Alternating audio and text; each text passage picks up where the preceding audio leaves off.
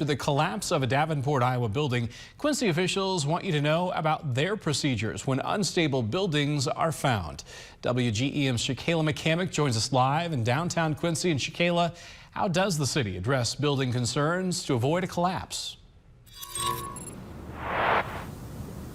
Daniel, the city has a property maintenance code that is applied on existing buildings should they be so deteriorated that they cause concern.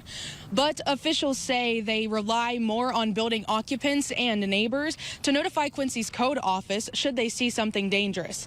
Quincy's director of inspection and enforcement says when he is alerted to a dilapidated building, it's checked to ensure it's still sound enough to remain standing.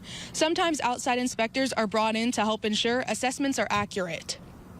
And I don't envy the officials in Davenport, especially in these circumstances, because you do have to weigh everything, the probability of a failure versus the displacement of that many occupants. And I think they were probably working with the best information they had at the time. I know they did bring in a structural engineer who had thought that it wasn't as severe maybe as it ended up being, unfortunately.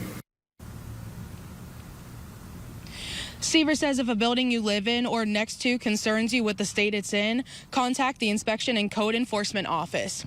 Live in Quincy, Shakayla McCamick, WGEM News. Thank you, Shakayla. As Seaver says, the last building to collapse in Quincy was in 2013. There's a gallery for photos and additional information that is available on our website, WGEM.com.